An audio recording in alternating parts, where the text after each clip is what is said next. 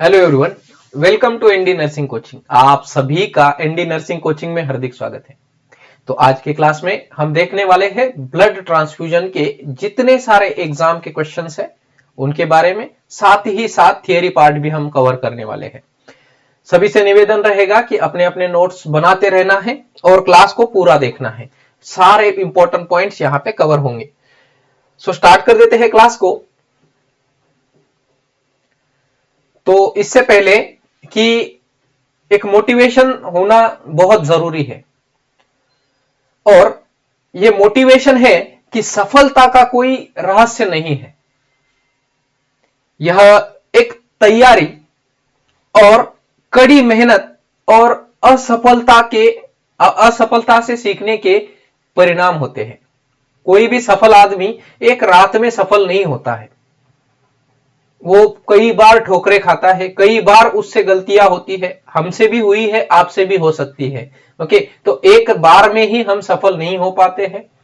जितना ज्यादा इस एक पत्थर को ठोकरें खानी पड़ती है या नोक खानी पड़ती है, उतना ज्यादा जो मूर्ति उससे बनता है वो सुंदर दिखता है। तो यही सफलता का रहस्य है और आज की क्लास का मोटिवेशन। स्टार्ट कर देते हैं। तो आज की क्लास में हम 6 मॉड्यूल देखेंगे। पहले मॉड्यूल में हम देखेंगे कि core concept and blood group क्या क्या होते हैं। दूसरे मॉड्यूल में हम ब्लड प्रोडक्ट और उसके कंपोनेंट्स क्या क्या है। देन हम nursing process, as a nurse हमारी क्या रिस्पॉन्सिबिलिटी है बिफोर ब्लड ट्रांसफ्यूजन और blood product transfusion, during and after. Module 4 में हम ट्रांसफ्यूजन रिएक्शन और उसकी मैनेजमेंट के बारे में देखेंगे। और देन मॉड्यूल 5 में प्रीवियस ईयर एग्जाम क्वेश्चंस और क्विक रिवीजन मॉड्यूल 6। तो पहला मॉड्यूल है हमारा डेफिनेशन एंड पर्पस। तो blood transfusion, okay, blood and blood product कहना चाहिए हमें। ब्लड और ब्लड प्रोडक्ट ट्रांसफ्यूजन का डेफिनेशन क्या है। सो ब्लड ट्रांसफ्यूजन का डेफिनेशन है a blood transfusion is an intravenous administration of a whole blood और वन ऑफ इट्स कंपोनेंट। चाहे वो पूरा ब्लड हो सकता है, एक पर्सन से निकाल के दूसरे पर्सन में दे दिया, पूरा के पूरा blood including PRBC, FFP, platelets, सारे clotting factors, all the things. Okay, या फिर एक प्रॉपर प्रोडक्ट जैसे कि अल्ब्यूमिन हो गया, ओके, या फिर प्लाज्मा दे दिया। तो ये अलग अलग एक कंपोनेंट दे सकते हो या फिर पूरा प्रोडक्ट दे सकते हो ब्लड का। इसका प्राइमरी इंडिकेशन क्या होता है, किसको देना चाहिए ब्लड। तो ब्लड हम उनको देते हैं जिनका हमें रिस्टोर करना है O2 कैरिंग कैपेसिटी। तो O2 कैरिंग कैपेसिटी रिस्टोर कैसे करेंगे, तो हमारी पीआरबीसी देखे। पीआरबीसी में क्या है, पैक्ड आरबीसी होती है। पैक्ड आरबीसी में ये बहुत ज्यादा मात्रा में आरबीसी होती है। अगर आरबीसी ज्यादा होगी तो क्या करेगी, जितना ऑक्सीजन पेशेंट की बॉडी में है वो सारा कैरी करके लेके जाएंगे, क्योंकि आरबीसी का काम है ऑक्सीजन कैरी करना। So packed RBC for symptomatic anaemia. अब यहां पे थोड़ा सा गौर करने की जरूरत है कि एनीमिया कब लेकिन लेस देन अगर 7 से 8 में, ओके, लेस देन 7 to 8 ग्राम पर डीएल अगर हीमोग्लोबिन है तभी हमें यहां पे पीआरबीसी देना पड़ेगा। Okay, less than 7 to 8 as per WHO. अगर 8 से ऊपर है तो हम पीआरबीसी नहीं देते हैं, हम आयरन के इंजेक्शन देते हैं। ओके, नेक्स्ट हमें रिस्टोर करना है क्लॉटिंग फैक्टर्स। क्लॉटिंग फैक्टर को रिस्टोर करना है। तो क्लॉटिंग फैक्टर जैसे कि हमारा क्लॉटिंग फैक्टर 8 है, देन वॉन विलब्रैंड फैक्टर है, ओके, वॉन विलब्रैंड फैक्टर है। ये जो फैक्टर रिस्टोर करना, क्योंकि ये हीमोफीलिया की कंडीशन में क्लॉटिंग फैक्टर जो है उसकी डेफिशिएंसी होती रहती है। ओके, सो क्लॉटिंग फैक्टर को रिस्टोर करने के लिए हम क्या देंगे, तो हम फ्रेश फ्रोजन प्लाज्मा देंगे। ओके, या कोई पेशेंट ब्लीडिंग कर रहा है, ओके, डीआईसी में, that is disseminated intravascular कोएगुलोपैथी। What is DIC, disseminated intravascular कोएगुलोपैथी। Okay ऐसी कंडीशन है। या फिर वारफेरिन रिवर्सल, अगर कोई पेशेंट कंटिन्यूअसली वारफेरिन ले रहा है और उसका इतना ज्यादा थिन हो गया ब्लड कि उसको अगर ब्रश भी करता है तो ब्लीडिंग हो जाता है, तो ऐसी कंडीशन में हम एफएफपी दे सकते हैं। Okay, next restore platelets, platelet को रिस्टोर करना। लेकिन यहां पे और थोड़ा सा स्पेसिफिक जाएंगे कि अगर प्लेटलेट 10,000 से 20,000 के बीच में रह गए तो हमें एफएफपी देना है या प्लेटलेट देनी है। ओके, उससे ऊपर है तो हमें अदर मैनेजमेंट करनी पड़ेगी। Okay, next restore the blood volume, अगर पेशेंट कोई सीवियर ट्रॉमा का आ गया जिसका बहुत ज्यादा ब्लड लॉस हो गया तो उसको हमें रिस्टोर करने के लिए हम क्या दे सकते हैं सर, हम पूरा ब्लड दे सकते हैं, कंप्लीट ब्लड दे सकते हैं, या फिर हम प्लाज्मा दे सकते हैं ताकि उसका जो है पुलिंग आउट हो। ओके, वेनस पुलिंग आउट हो। नेक्स्ट हमारा मॉड्यूल 1 में हम ब्लड ग्रुप और एबीओ सिस्टम के बारे में देखेंगे। ओके, तो ब्लड ग्रुप और एबीओ सिस्टम ये क्या कैसे काम करती है, तो हमारे अलग अलग प्रकार के ब्लड ग्रुप हैं। ओके, जैसे हो गया A blood group, blood group A, blood group B, A B और ओ ब्लड ग्रुप। ओके, ये 4 प्रकार के अलग अलग ब्लड ग्रुप है। ओके, एक बॉम्बे ब्लड ग्रुप भी होता है, बॉम्बे ब्लड ग्रुप। ओके, जो कि बहुत रेयरली पाया जाता है। ओके, नाउ ए ब्लड ग्रुप, ब्लड ग्रुप ए का मतलब क्या होता है पहले समझना चाहिए कि ए का मतलब होता है कि ये जो हमारी आरबीसी है, ये सारे रेड कलर की हमारी आरबीसीज है जिसके अंदर एंटीबॉडीज है प्लाज्मा के अंदर बी के लिए।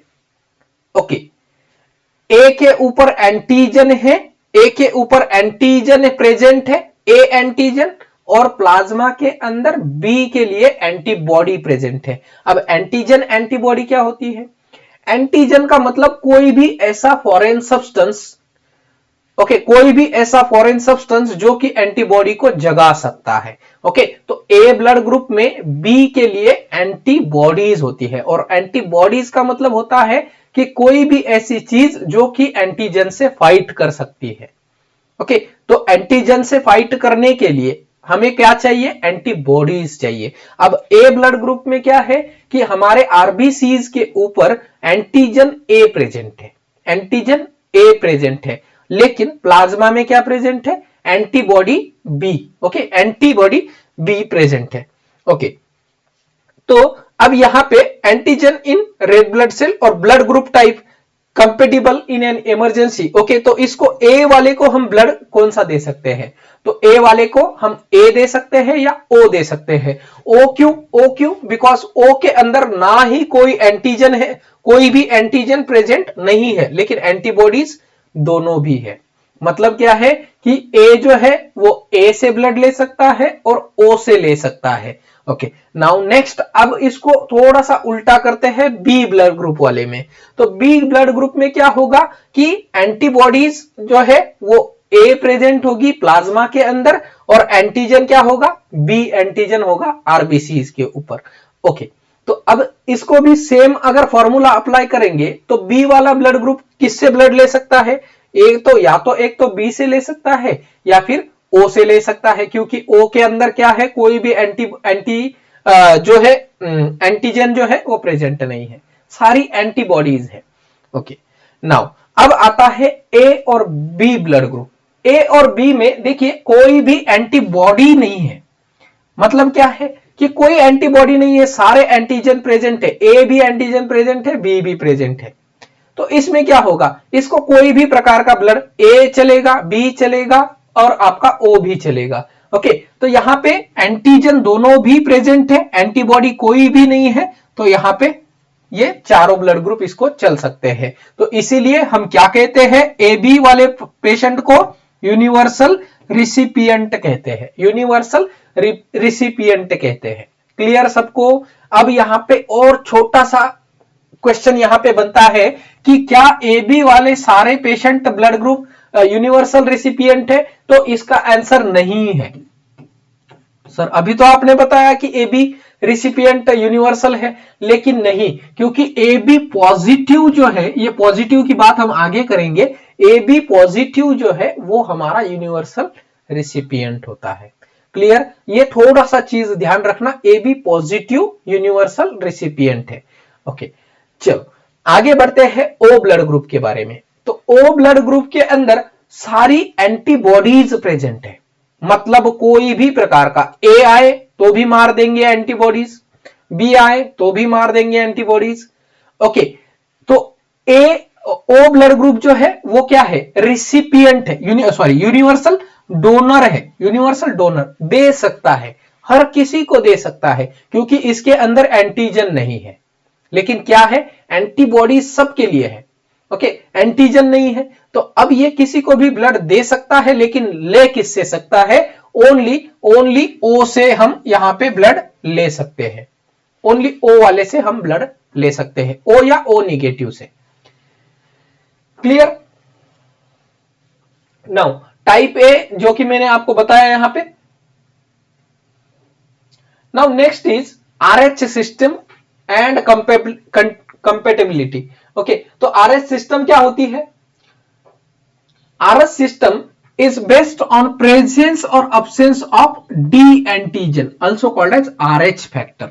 Okay, अब D antigen ये क्या डिसाइड करता है कि D antigen प्रेजेंट है तो पॉजिटिव ब्लड ग्रुप, एब्सेंट है तो निगेटिव ब्लड ग्रुप। बहुत सिंपल है। अगर RH पॉजिटिव है इसका मतलब क्या है? D antigen can receive D positive और D negative blood group. Okay, तो देखिए अगर ए पॉजिटिव है तो वो ए पॉजिटिव से भी ले सकता है, नेगेटिव से भी ले सकता है। बी पॉजिटिव है तो बी नेगेटिव से भी ले सकता है, पॉजिटिव से भी ले सकता है। लेकिन ए नेगेटिव वाला ब्लड ग्रुप जो है वो ए पॉजिटिव से ब्लड नहीं ले सकता। ओके, तो यहां पे लिखा हुआ है must only receive the negative blood group. जो भी नेगेटिव होते हैं, अगर ए नेगेटिव है तो वो ए पॉजिटिव से ब्लड ग्रुप नहीं ले सकता है। ओके, लेकिन ए पॉजिटिव है तो वो ए नेगेटिव से ब्लड ले सकता है। थोड़ी सी चीज ध्यान रखनी है ये आरएच फैक्टर के लिए। एग्जाम फोकस का पॉइंट है यहां पे, यूनिवर्सल पीआरबीसी डोनर कौन है, दे कौन सकता है? तो यहां पे बहुत इंपॉर्टेंट क्वेश्चन है। ओ निगेटिव, ओ निगेटिव हर किसी को ब्लड दे सकता है, लेकिन लेने के लिए उसको ओनली ओ वाला ही चाहिए। ओके, ओनली ओ वाला उसको रिसिपिएंट होता है। नेक्स्ट, यूनिवर्सल पीआरबीसी रिसिपिएंट कौन है? तो यहां पे अभी बात आ गई, O B AB positive, AB positive recipient है, एबी नेगेटिव नहीं है। Okay, universal recipient AB positive है, यूनिवर्सल डोनर एबी नेगेटिव है, ओ नेगेटिव है। Next, universal plasma donor, plasma donor universal कौन है? तो एबी वाला ब्लड ग्रुप, एबी वाला ब्लड ग्रुप का जो प्लाज्मा होता है, क्योंकि एंटीजन की बात हम नहीं करेंगे, जब प्लाज्मा की बात आती है तो हम पहले से ही पीआरबीसी अलग कर दिया। अब प्लाज्मा जो एबी ब्लड ग्रुप का प्लाज्मा जो होता है, इसमें दोनों भी प्रकार की एंटीबॉडी आपको मिलेगी। तो इसके लिए हम दोनों भी प्रकार की एंटीबॉडी नहीं मिलेगी, तो हम ये जो प्लाज्मा है किसी को भी दे सकते हैं, कोई भी ब्लड ग्रुप को। तो यहां पे हमारे 3-4 क्वेश्चन बहुत इंपॉर्टेंट है। जैसे अगर आपको यूनिवर्सल डोनर अगर पूछा जाए तो डोनर है ओ निगेटिव, यूनिवर्सल रिसिपिएंट पूछा जाए तो रिसिपिएंट है ए बी पॉजिटिव, और यूनिवर्सल प्लाज्मा डोनर अगर पूछा जाए तो A B blood group. Okay, A B blood group, that is universal plasma donor. Next quick question आते हैं कुछ, जैसे कि which blood type is an universal donor of PRBC. Okay, PRBC का यूनिवर्सल डोनर कौन सा है? तो ओ नेगेटिव है। A patient with A negative blood can safely receive PRBC from which donor? अगर ए नेगेटिव है तो हमने बताया सर ओनली नेगेटिव से ही ले सकता है। ओके, तो ओ नेगेटिव या ए नेगेटिव से ही ले सकता है। ए पॉजिटिव से ले सकता है क्या? नहीं ले सकता सर। बी पॉजिटिव से ले सकता है क्या सर? नहीं ले सकता। ओके, तो ए नेगेटिव ओ नेगेटिव से ले सकता है, ए नेगेटिव से ले सकता है। Now why it is an AB patient the universal plasma donor? AB patient plasma donor क्यों है? क्योंकि सर इसके प्लाज्मा के अंदर कोई भी एंटीजन जो है कोई भी एंटीबॉडीज जो है वो की प्रेजेंट नहीं है। ओके, कोई भी एंटीबॉडी, अगर कोई मान लो किसी के ऊपर हमला होने वाला है, अगर सामने वाला कोई बैक प्रहार नहीं करता है या प्रोटेक्शन नहीं करता है तो उसके ऊपर कोई भी हमला कर सकता है। तो एबी के अंदर कोई भी एंटीबॉडी नहीं है, बट दोनों एंटीजन प्रेजेंट है। ओके, तो एंटीबॉडी नहीं है इसीलिए कोई भी ब्लड उसको चल जाता है। नेक्स्ट, अब ये पहला मॉड्यूल हो गया कि हमने देखा कि ब्लड प्रोडक्ट क्या क्या होते हैं। नाउ पहला मॉड्यूल में हमने डेफिनेशन वगैरह देखी, अब हम देखेंगे ब्लड प्रोडक्ट क्या क्या है। So understanding what you are transfusing, ये सबसे इंपॉर्टेंट है कि आप ट्रांसफ्यूज क्या कर रहे हो। Each blood component has a specific purpose, volume and infusion time, ये तीनों भी चीजें हमें रट लेनी है। ओके, एग्जाम में यहां से जरूर क्वेश्चन बनेंगे। ओके, तो एक एक करके देखते हैं। पहला है हमारा from whole blood to a component. Okay, तो होल ब्लड से हम कंपोनेंट की तरफ जाएंगे। ओके, तो होल ब्लड क्या होता है, जो कि रेयरली यूज करता है, कि जैसे हमने एक पर्सन से ब्लड लिया और दूसरे पर्सन में विदाउट एनी कंपोजिशन उसको ऐसे ही ट्रांसफर कर दिया या ट्रांसफ्यूज कर दिया। Okay, so whole blood is rarely use, instead it is separated और fractioned into a component. Okay, जिससे क्या होता है, क्यों ब्लड को कंपोनेंट के अंदर हमें फ्रैक्शन करना पड़ता है। देखिए, अगर किसी पेशेंट को एनीमिया है तो एनीमिया के पेशेंट को पूरा के पूरा ब्लड देने से कोई फायदा है क्या, होल ब्लड देने से फायदा है क्या, नहीं। उसको रिक्वायरमेंट क्या है, आरबीसी की। तो हम एनीमिया वाले पेशेंट को क्या देते हैं, पीआरबीसी देते हैं। ओके, ऐसे ही अगर कोई बर्न का पेशेंट है तो बर्न के पेशेंट में हम अल्ब्यूमिन देना जरूरी है, उसको आरबीसीज की जरूरत नहीं होती है क्योंकि आरबीसीज उसमें ऑलरेडी ज्यादा होते हैं as compare to plasma. Okay, तो इसके लिए हम बर्न वाले पेशेंट को क्या देंगे, फिर हम ओनली अल्ब्यूमिन देंगे या फिर प्लाज्मा देंगे। ओके, नाउ तो इससे क्या होता है, टारगेटेड थेरेपी, जिसको जो जरूरत है वो हम दे सकते हैं। तो इसीलिए जब हम ब्लड को फ्रैक्शन करते हैं या उसके कंपोनेंट अलग अलग करते हैं तो एक ब्लड से हमें 4 पेशेंट की जान बचा सकते हैं। ओके, तो ये थोड़ा सा फ्रैक्शन करने का इंपॉर्टेंट है। So we will give a targeted therapy, the patient only receive the component he is lacking. Next है, यहां पे रिस्क कम हो जाती है। ओके, जैसे प्लाज्मा में हमारा जो एंटीजन है वो एंटीजन नहीं रहते हैं, तो प्लाज्मा में हम ओनली एंटीबॉडी के ऊपर ध्यान देते हैं, तो मिनिमम रिस्क रहती है। ओके, सर्कुलेटरी ओवरलोड नहीं होता है। मैक्सिमाइज रिसोर्सेस, क्योंकि एक donation can help the 4 patient. Okay, 4 patient को एक डोनेशन से फायदा होता है। The main component are PRBC, plasma, platelets and cryoprecipitate. Cryoprecipitate is nothing but a clotting factors. Okay.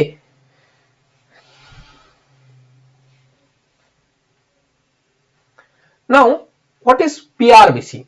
PRBC जो कि हमने देखा था कि जब एक आधे पेशेंट को एनीमिया है, अचानक से ब्लड लॉस हो गया या आरबीसी की कमी है, ओके, तो ऐसे पेशेंट में हम क्या देते हैं, पीआरबीसी देते हैं। तो जिसके अंदर कंटेन्स आरबीसीज और haematocrit around 70%, plasma and platelets are removed from this PRBC. तो इसमें प्लाज्मा और प्लेटलेट नहीं है। इसका वॉल्यूम जो होता है, सारे प्रश्न इंपॉर्टेंट है। वॉल्यूम कितना है, वॉल्यूम 250 से 350 ml एक बैग में आता है। इंडिकेशन किसमें देंगे, एनीमिया वाले पेशेंट को जिसका एचबी 7 to 8 ग्राम पर डेसीलीटर से कम है, और ऐसा कोई पेशेंट जिसको एक्यूटली ब्लड लॉस हो गया, ट्रॉमा वाला पेशेंट। ओके, नेक्स्ट क्वेश्चन बनता है कि इसको स्टोरेज कहां पे रखेंगे। तो स्टोरेज ये रेफ्रिजरेट किया हुआ रहता है 1 to 6 डिग्री सेल्सियस पर 42 दिन तक यह स्टोर किया जाता है। एग्जाम का क्वेश्चन। ओके, 42 दिन तक इसको स्टोर कर सकते हैं, 1 to 6 डेज तक। ओके, नर्सिंग एंड आउटकम क्या होंगे, अगर पीआरबीसी देंगे तो आउटकम क्या होंगे वो हम देखेंगे। आउटकम ऑब्वियसली क्या होगा, आरबीसी बढ़ जाएगा, पेशेंट का ऑक्सीजन कैरिंग कैपेसिटी बढ़ जाएगा, पेशेंट ठीक हो जाएगा। इन्फ्यूजन टाइम 2 से 4 घंटे, 4 घंटे से ज्यादा हमें इसको ट्रांसफ्यूज नहीं करना है। ओके, नेक्स्ट क्वेश्चन बनता है ट्यूबिंग कौन सी लेंगे सर, वाइसेट ट्यूब विथ फिल्टर वाली लेनी है। ओके, विथ फिल्टर वाली हमें ट्यूब लेनी है, वाइसेट ट्यूब या ब्लड ट्रांसफ्यूजन सेट आता है। ओके, नेक्स्ट आउटकम क्या होगा, 1 यूनिट ऑफ ब्लड, ये एग्जाम का क्वेश्चन है, 1 यूनिट अगर आपने पीआरबीसी ट्रांसफर किया तो कितना एचबी इंक्रीज होता है, एग्जाम का क्वेश्चन है। तो अगर 1 यूनिट हमने पीआरबीसी ट्रांसफ्यूज किया तो पेशेंट का 1 ग्राम ऑफ डेसीलीटर ये एचबी बढ़ जाता है।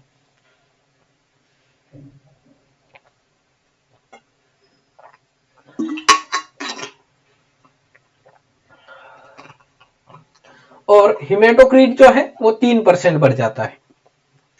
लेकिन अगेन एक क्वेश्चन पड़ता है कि कब एचबी को हमने असेस करना चाहिए, तो 4 से 6 घंटे के बाद, ब्लड ट्रांसफ्यूजन के 4 से 6 घंटे के बाद हमने पीआरबीसी हीमोग्लोबिन चेक करना पड़ेगा। ओके, अब यहां पे हमारा सारा पीआरबीसी के बारे में हो गया। नेक्स्ट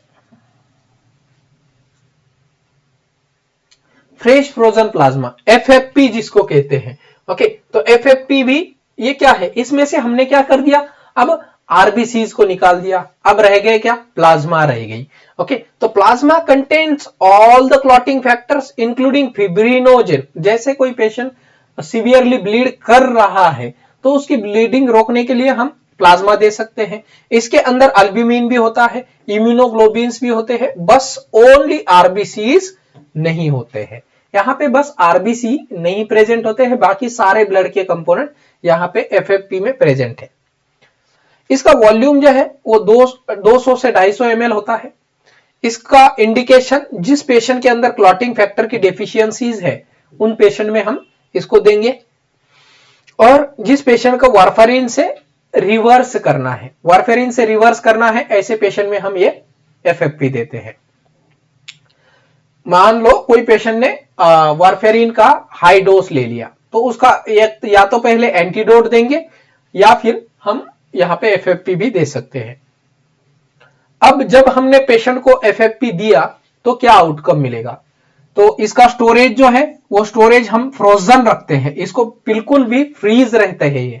तो इसको क्या हमें करना पड़ता है, थॉर करना पड़ता है। थॉर मतलब क्या, कि हम इसको अंडर रनिंग वाटर जो है वो रख देते हैं, और जब ये रखने के बाद जब इसका कंसिस्टेंसी चेंज हो जाएगा तब हम इसको ट्रांसफ्यूज करते हैं, और विद इन 30 मिनट इसको ट्रांसफ्यूज करना है। ओके, विद इन 30 मिनट्स, और 30 से 60 मिनट के अंदर ही ट्रांसफ्यूज करना है। Compatibility, ABO compatibility is required, क्योंकि यहां पे क्या है, एंटीबॉडीज प्रेजेंट है। ओके, तो एबीओ कंपेटिबिलिटी रिक्वायर्ड है। पीआरबीसी में भी एबीओ कंपेटिबिलिटी चाहिए और प्लाज्मा में भी चाहिए। अब अगर हमने एफएफपी ट्रांसफ्यूज किया तो क्या हो गया, क्या हो जाएगा, इंप्रूव्ड हो जाएगा पीटी एंड पीटीटी। एग्जाम का क्वेश्चन है, क्या इंक्रीज होगा सर, पीटी और पीटीटी। तो इसीलिए एग्जाम में पूछा जाएगा कि जब एक पेशेंट को एफएफपी ट्रांसफ्यूज किया तो कौन सी टेस्ट की जाएगी। ओके, कि इसका सही से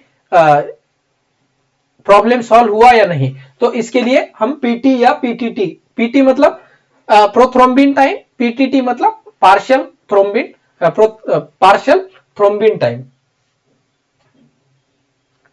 मॉड्यूल 2 प्लेटलेट्स, या जिसमें हम थ्रोम्बोसाइट्स, जिसको हम थ्रोम्बोसाइट्स भी कहते हैं। प्लेटलेट्स, अब हमने क्या किया, पहले तो होल ब्लड देखा, फिर उस होल ब्लड में से आरबीसी अलग करके देख ली, फिर आरबीसी और प्लाज्मा को अलग करके देख लिया। अब प्लाज्मा में से भी हमने क्या करना है, ओनली प्लेटलेट पेशेंट को देनी है। तो इसका वॉल्यूम क्या हो जाएगा, थोड़ा सोच लीजिए, वॉल्यूम बहुत कम हो जाएगा। ओके, सो प्लेटलेट्स का it contain only platelets. Okay okay, तो प्लेटलेट्स में 2 प्रकार के प्लेटलेट्स होते हैं। ओके, एक होता है आरडीपी, एक होता है एसडीपी। आरडीपी मतलब random donor platelet. Okay, random donor platelet मतलब कि कोई भी पेशेंट, कोई भी, किसी ने भी अगर ब्लड दिया होगा तो किसी के भी ब्लड में से हम प्लेटलेट निकाल लेंगे और उसको स्टोर कर लेंगे। एसडीपी मतलब single donor platelet, single donor platelet.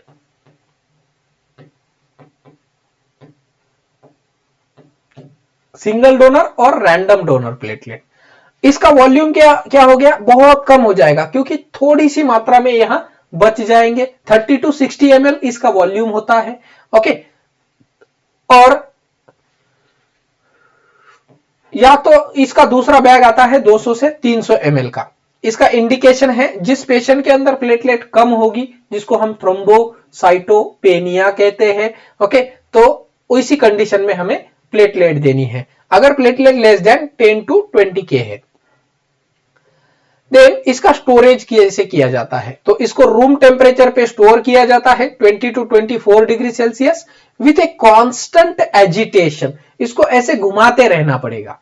Okay, constant agitation में इसको चलाते रहना पड़ेगा, नहीं तो क्या होगा, ये प्लेटलेट से एग्रीगेट हो जाएगी और क्या हो जाएगा, यहां पे क्लॉट बन जाएगा, प्लेटलेट क्लॉट बना लेगी। तो इसलिए इसको कांस्टेंट एजिटेशन चलते रहना चाहिए और इसको मैक्सिमम 5 डेज तक हम स्टोर कर सकते हैं, बाद में इसको डिस्कार्ड करना पड़ेगा। ओके, अब जब इंफ्यूजन टाइम कितना होना है, 15 से 30 मिनट के अंदर ही प्लेटलेट हमें इंफ्यूज करनी है, बहुत इंपॉर्टेंट है। ओके, नहीं तो क्या हो जाएगा, ये भी वापस यहां पे ब्लड में क्लॉट बना सकता है।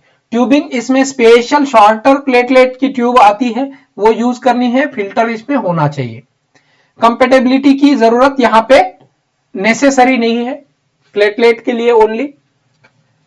ओके, एंड एक्सपेक्टेड आउटकम क्या होगा, पेशेंट का प्लेटलेट बढ़ जाएगा। नेक्स्ट आते हैं, अभी हमने प्लेटलेट अलग किया था, अब हम क्या करेंगे, क्रायोप्रेसिपिटेट एंड अल्ब्यूमिन को अलग करेंगे। ओके, तो cryoprecipitate it contains the concentrated clotting factors, mainly fibrinogen, factor 8 and von Willebrand factor। Okay, ये तीनों क्लॉटिंग फैक्टर इसमें प्रेजेंट होते हैं, जो कि हीमोफीलिया वाले पेशेंट जो है उनमें यह डिफिशिट होता है। तो जो भी हीमोफीलिया का पेशेंट है, इनमें हम क्या देते हैं, क्रायोप्रेसिपिटेट देते हैं। तो जिस पेशेंट के अंदर लो फिब्रिनोजेन लेवल होगी, जैसे कि डीआईसी वाला पेशेंट, हीमोफीलिया ए वाला पेशेंट, इसका वॉल्यूम जो है वो बहुत थोड़ा सा होता है, 10 to 20 ml ही आता है। Okay, per unit, often pooled, मतलब कोई भी पेशेंट के ब्लड से निकाला जाता है, और इन्फ्यूज रैपिडली 15 to 30 मिनट्स, 15 से 30 मिनट में इसको दे देना है। अगर अल्ब्यूमिन की बात की तो अल्ब्यूमिन हम यूजुअली बर्न पेशेंट में देते हैं, जिसके अंदर ओनली अल्ब्यूमिन प्रोटीन होते हैं 5 से 25%। दो प्रकार के वेरिएंट आते हैं इसमें, 5% अल्ब्यूमिन, 25% अल्ब्यूमिन। इंडिकेशन किसको देंगे, हाइपोवोलेमिया पेशेंट को, हाइपोप्रोटीनीमिया और बर्न वाले पेशेंट को। Okay, and it act as a volume expander. तो एग्जाम का क्वेश्चन है, sir volume expander blood component कौन सा है, अल्ब्यूमिन है। जिस पेशेंट में ब्लड का वॉल्यूम कम हो गया, उस पेशेंट में क्या देंगे सर, अल्ब्यूमिन देंगे। Okay, note, technically it's not a blood component for the space, so transfusion reaction का कोई भी इसमें इश्यू नहीं होता है। ओके, तो ब्लड ग्रुपिंग की जरूरत यहां पे नहीं है।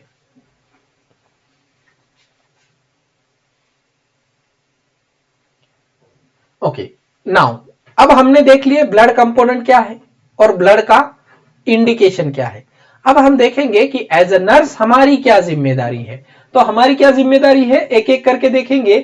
तो प्री ट्रांसफ्यूजन, ब्लड ट्रांसफ्यूजन करने से पहले, अगर आपको ब्लड ट्रांसफ्यूजन करना है कोई पेशेंट का, तो क्या क्या चीजें ध्यान देनी है। तो सबसे पहले और सबसे इंपॉर्टेंट क्या है कि वेरीफाई कर लो कि डॉक्टर ने ऑर्डर भी किया है। ओके, तो ऑर्डर क्या देखेंगे, ऑर्डर में तो ऑर्डर में देखेंगे प्रॉपरली कि ट्रांसफ्यूज करना है, 1 यूनिट पीआरबीसी करना है और कितने टाइम में करना है। 1 point of PRBC transfuse in 3 hour, ऐसा प्रॉपर ऑर्डर होना चाहिए। नहीं तो ऐसा ऑर्डर है 1 पॉइंट पीआरबीसी ट्रांसफ्यूज कर दो। ओके, 1 पॉइंट पीआरबीसी दे दो, ये 1 पॉइंट कितने टाइम में देना है, ओके, कैसे देना है, ट्रांसफ्यूज कैसे करना है, ओके, ये सारी चीजें हमें लिखी होनी चाहिए, कंफर्म करनी है और इन्फॉर्म कंसेंट कंफर्म करनी है हमें कि पेशेंट की जो कंसेंट ली गई है, पेशेंट को बताया गया है, ओके, इसके रिस्क के बारे में बताया है या ट्रांसफ्यूजन रिएक्शन के बारे में बताया है, ये सारी चीजें हमें कंफर्म करनी है। So ensure a valid sign consent form is in the patient's chart. The nurse role is to witness the signature. Okay, जब भी कोई पेशेंट सिग्नेचर कर रहा है तो उसकी सिग्नेचर विटनेस करनी है, साथ में रहना है। Obtain baseline vitals before 30 minutes. Okay, 30 minute से पहले बेसलाइन वाइटल, ऐसा नहीं है कि ब्लड ट्रांसफ्यूजन करने से तुरंत पहले वाइटल्स ले लिए, 30 मिनट पहले ले लो ताकि आपको बेसलाइन पता चल जाएगा। Okay, then next, before starting the blood transfusion, the baseline is to detect any changes. Okay, इससे ही हम आगे मैच करेंगे।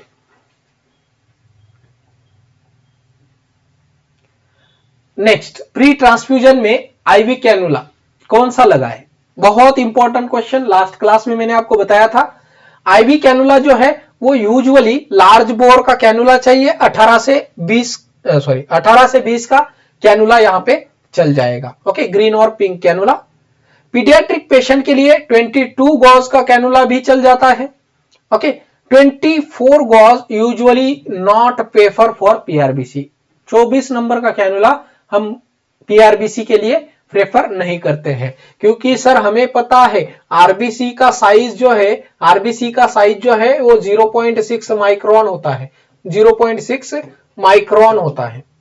ओके, और आरबीसी का शेप कैसे होता है, ये बाइकॉन्केव शेप, इस तरह की आरबीसी होती है।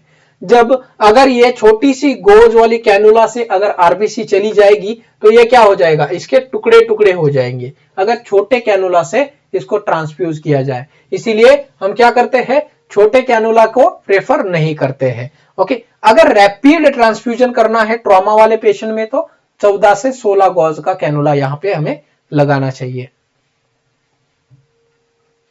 नेक्स्ट, प्री ट्रांसफ्यूजन हमें टाइप और क्रॉस मैच करवानी है, तो पेशेंट के ऑलरेडी हो चुका होता है, बिफोर ब्लड आने से पहले ये सब चीजें होती रहती है। ओके, एक ब्लड सैंपल हमें लेना है, ओके, पेशेंट का सेंड करना है for T&C, okay, that is your type and cross match के लिए, वैलिड फॉर 72 आवर्स, 72 घंटे के लिए ये वैलिड रहेगा।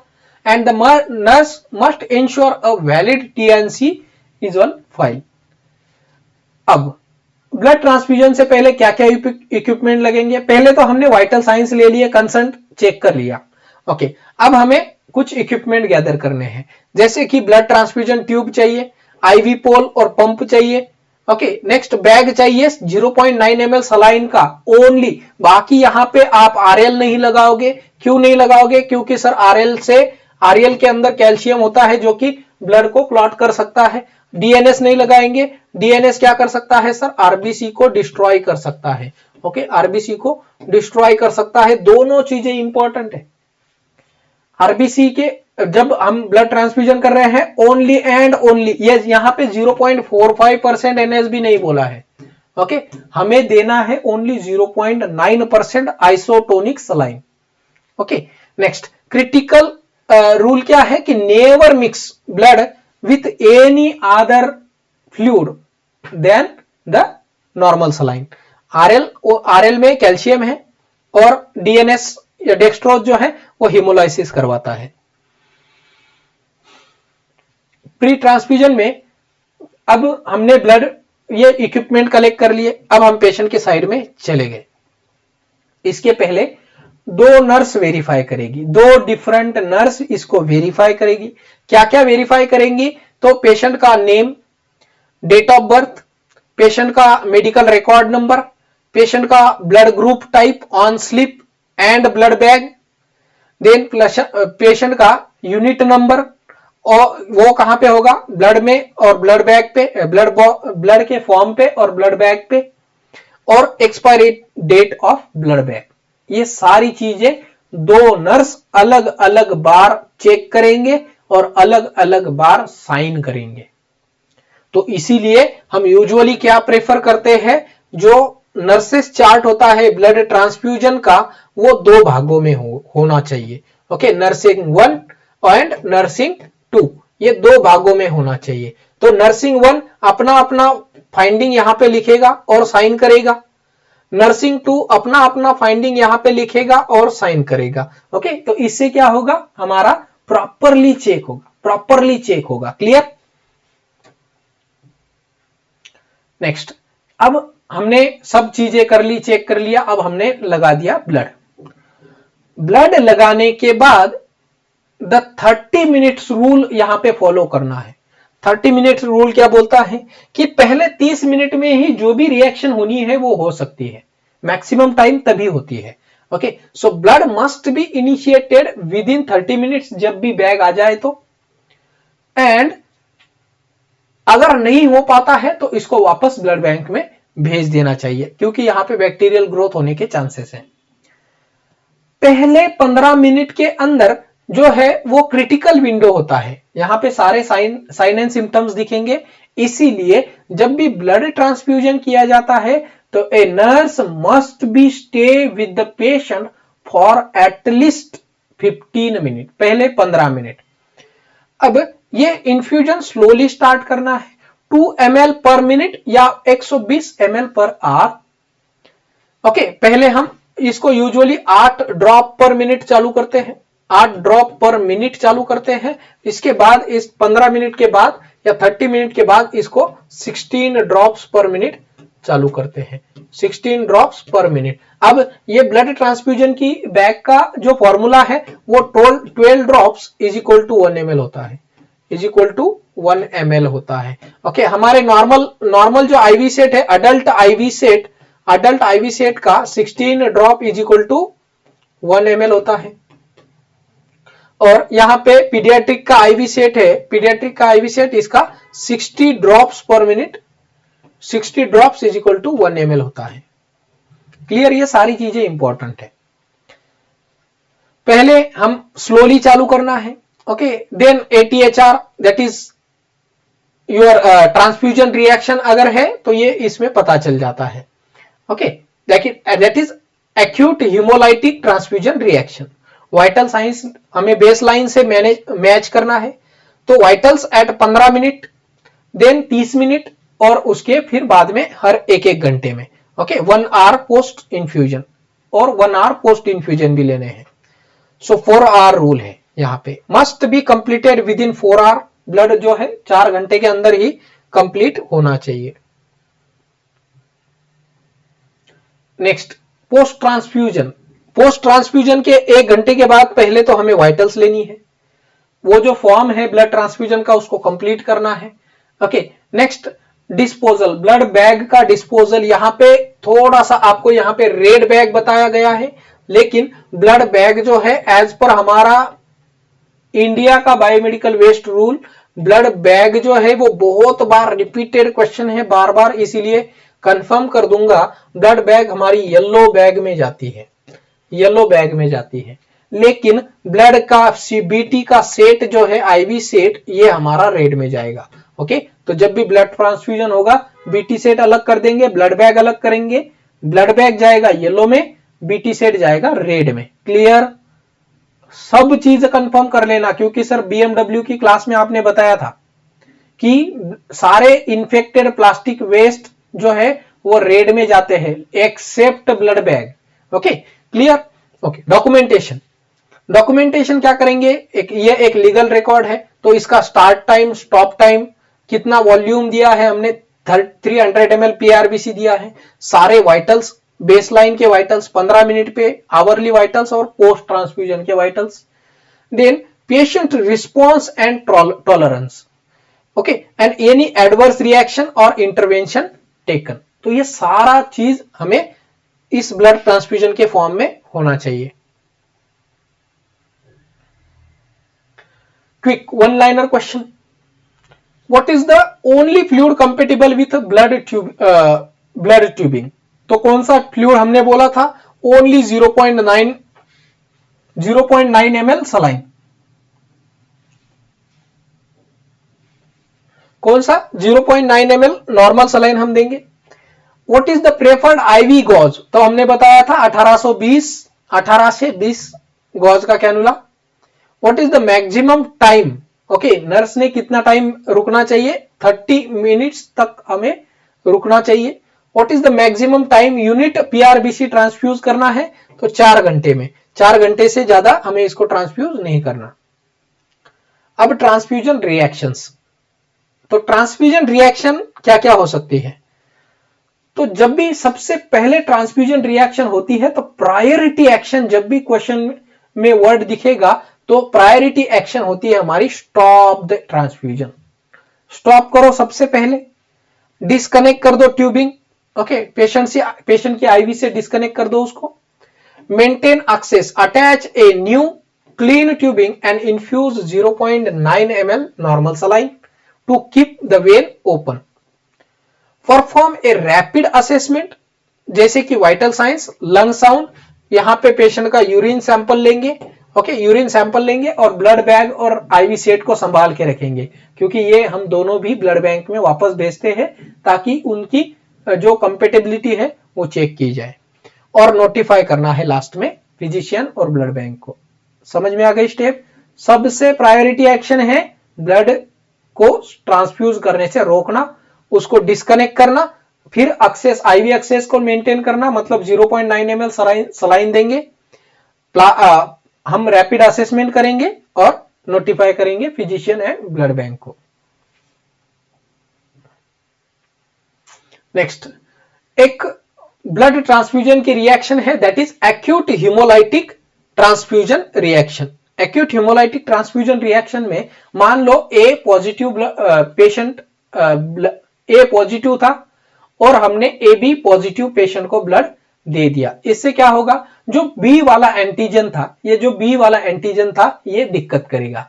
ओके तो अब क्या हो जाएगा, तो ये जो बी वाला एंटीजन सारे आरबीसी को डिस्ट्रॉय कर देगा। ओके सो एबीओ कंपेटेबिलिटी, एक type A patient gets type B blood group. Okay so इससे क्या होगा, it's an sentinel event. Okay ये सेंटिनाइल इवेंट है, मेडिकल एरर है। ओके पैथोफिजियोलॉजी क्या होगी, डोनर आरबीसीज जो है वो डिस्ट्रॉय हो जाएगी by the patients antibody. Okay सारी आरबीसीज डिस्ट्रॉय हो जाएगी, जिससे अचानक से एक्यूट किडनी फेल्योर हो जाएगा, डीआईसी होगी और शॉक होगा। ओके तो अचानक से पेशेंट में शॉर्टनेस ऑफ ब्रीथ देखने को मिलेगा, फीवर आएगा, चिल आएगा और पेशेंट शॉक में जा सकता है। ओके पेशेंट के क्लासिकल साइन एंड सिम्टम्स मिलते हैं, fever, chill with in 15 minute, low back pain, flank pain, यहाँ पे पेशेंट को यहाँ इस तरह पे पेशेंट पेन दिखाएगा आपको। ओके नेक्स्ट टैकीकार्डिया होगा, टैकिपनिया होगा और हाइपोटेंशन होगा। हीमोग्लोबिनूरिया होगा, हीमोग्लोबिन जो है रेड कलर की यूरिन पेशेंट में दिखेगी, dark tea colour urine after blood transfusion या जस्ट ब्लड ट्रांसफ्यूजन के दौरान। Okay tea colour urine exam का क्वेश्चन है। Then sense of impending doom. Next allergic reaction हो सकती है। Allergic reaction mild to moderate प्रकार की हो सकती है, जैसे कि हाइपर सेंसिटिविटी टू प्रोटीन्स, अगर हमने प्लाज्मा दे रहे हैं तो, जिसमें यूर्टिकेरिया हो सकता है, पेशेंट को इचिंग हो सकती है, pruritus, flushing like symptoms patient में दिखेंगे, पेशेंट का बिल्कुल फफी जो है वो फेस हो जाएगा। देन मैनेजमेंट क्या करनी है, स्टॉप करना है ट्रांसफ्यूजन और मेडिकल डॉक्टर को इन्फॉर्म करना है। एंटीहिस्टामाइन जैसे इंजेक्शन एविल या डेक्सा हम दे सकते हैं as per doctor's order. Note if the symptoms are mild and resolve then वो हम वापस कंटिन्यू कर सकते हैं, नहीं तो उसको स्टॉप करना है।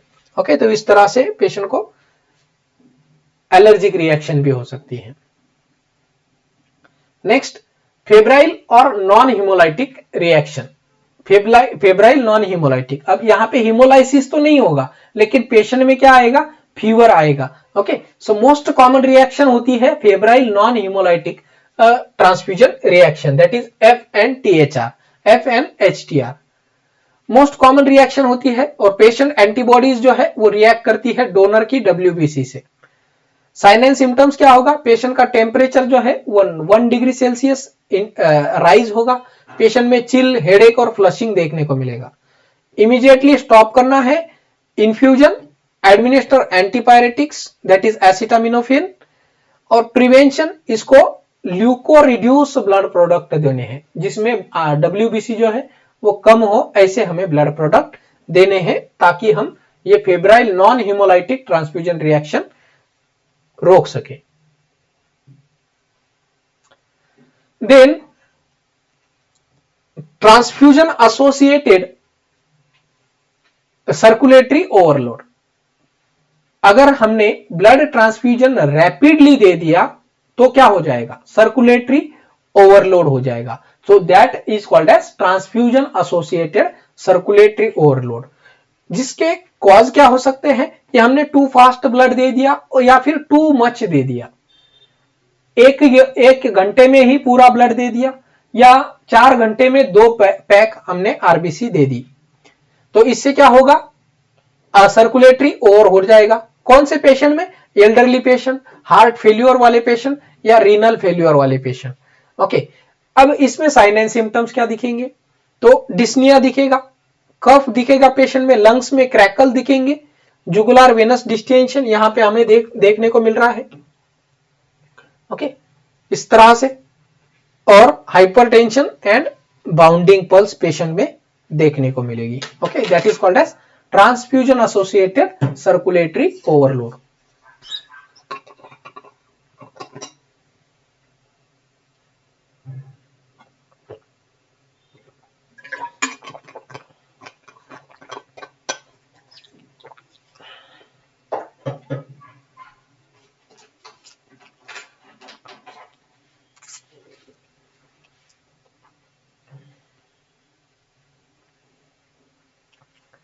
ओके, एक होता है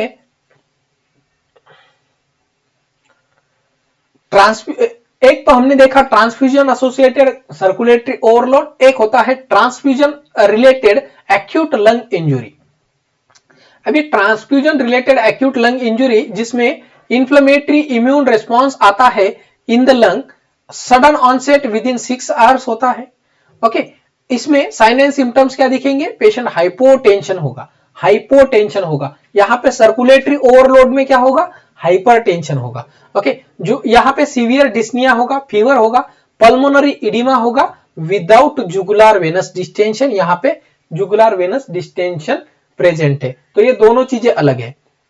देन स्टॉप ट्रांसफ्यूजन हमें क्या करना है, provide aggressive respiratory support, oxygen वगैरह दे सकते हैं या इंट्यूबेशन करना पड़ सकता है, और ब्लड प्रेशर मैनेज करना है जिसमें डायूरेटिक्स नहीं देंगे क्योंकि ये लंग में प्रॉब्लम है। यहां पे क्या देना है, ये सर्कुलेटरी ओवरलोड हो गया, इसलिए हम क्या देंगे, यहां पे डायूरेटिक्स देंगे और ऑक्सीजन भी देंगे। क्लियर, ये दोनों चीजें डिफरेंस में आती हैं। नाउ एग्जाम प्रैक्टिस के questions.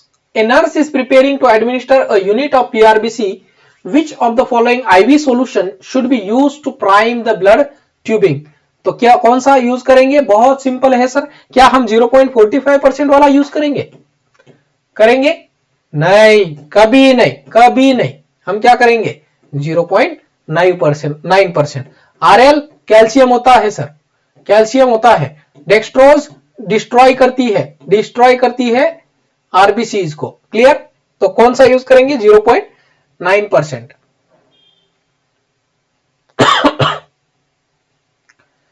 A patient developed dyspnea, lung crackles and jugular venous distension, taco की तरफ जा रहा है। Okay, 30 minutes into the blood transfusion, the nurse suspect transfusion associated circulatory overload. What is the nurse priority action? Priority जब भी दिखेगा blood transfusion में तो पहला एक्शन क्या है, सबसे पहले स्टॉप कर दो सर, स्टॉप कर दो सबसे पहले, ये हमारा प्रायोरिटी एक्शन होता है। ओके, एडमिनिस्टर डायूरेटिक्स, ये करना है लेकिन बाद में। Place the patient in high Fowler position, कर सकते हैं बाद में। चेक द पेशेंट टेम्परेचर, कर सकते हैं बाद में, नेक्स्ट स्टेप भी हो सकती है, लेकिन फर्स्ट प्रायोरिटी स्टेप है हमारी stop the transfusion. Okay,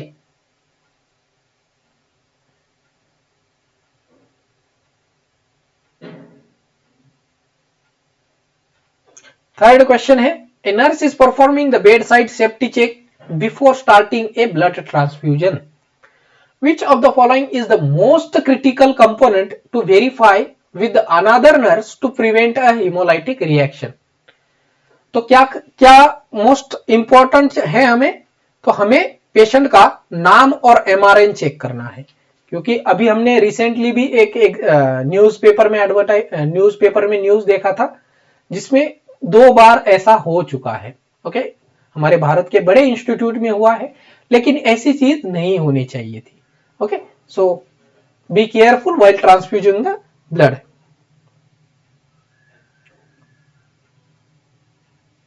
cannula वगैरह सब हम देख सकते हैं, लेकिन पेशेंट का नाम और एमआरएन चेक तो करना पड़ेगा। ओके, तो क्विक रिवीजन है, you first know the 5 things before transfusing the blood. सबसे पहले ब्लड ट्रांसफ्यूजन अगर रिएक्शन होता है तो उसको स्टॉप कर दो।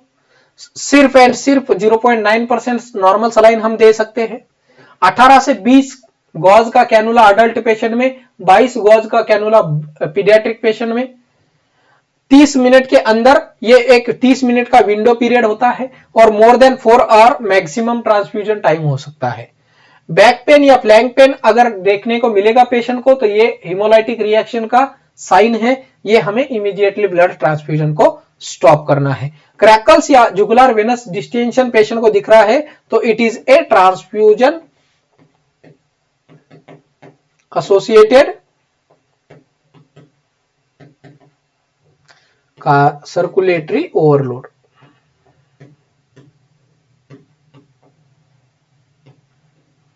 Okay, any question? बहुत सिंपल क्लास था लेकिन बहुत इंपॉर्टेंट था। ओके, सारी चीजें यहां पे ब्लड ट्रांसफ्यूजन से रिलेटेड हमारी क्लियर हो जाती है। और भी कोई क्वेश्चन है ग्रुप में पूछ सकते हो, टेलीग्राम ग्रुप हमेशा खुला हुआ है, आप कभी भी क्वेश्चन कर सकते हो। Thank you.